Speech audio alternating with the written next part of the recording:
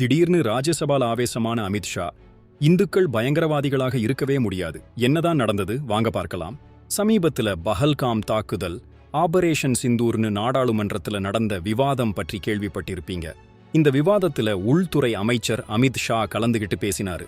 அப்போதான் அவர் இந்துக்கள் ஒருபோதும் தீவிரவாதிகளாக இருக்கவே முடியாது அப்படின்னு ரொம்பவே அழுத்தமா சொன்னாரு. நாட்டில தீவிரவாதம் பரவுனதுக்கு காங்கிரஸ் கட்சிதான் காரணம்னும் சாடினாரு. காங்கிரஸ் மூத்த தலைவர் ப. சிதம்பரத்தை விமர்சித்த அமித் ஷா, அவர் யாரை பாதுகாக்கிறார், பாகிஸ்தானையா அல்லது லஷ்கர்-இ தொய்பாவையான்னு கேள்வி எழுப்பினாரு. சிதம்பரம் உள்துறை இருந்தப்ப 2001 நாடாளுமன்ற தாக்குதல்ல அப்சல் குரு தூக்கிலிடப்படாததையும் சுட்டிக்காட்டினாரு. காங்கிரஸ் எல்லாத்தையும் இந்து முஸ்லிம் கண்ணோட்டத்துல தான் பார்க்குதுன்னு அமித் ஷா சொன்னாரு.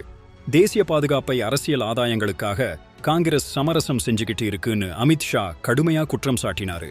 இந்த மாதிரி முக்கியமான விவாதங்கள் நம்ம நாட்டுக்கு எந்த அளவுக்கு பாதுகாப்பை உறுதிப்படுத்தும்னு நீங்க நினைக்கிறீங்க? உங்க கருத்துக்களை மறக்காம கமெண்ட்ல சொல்லுங்க.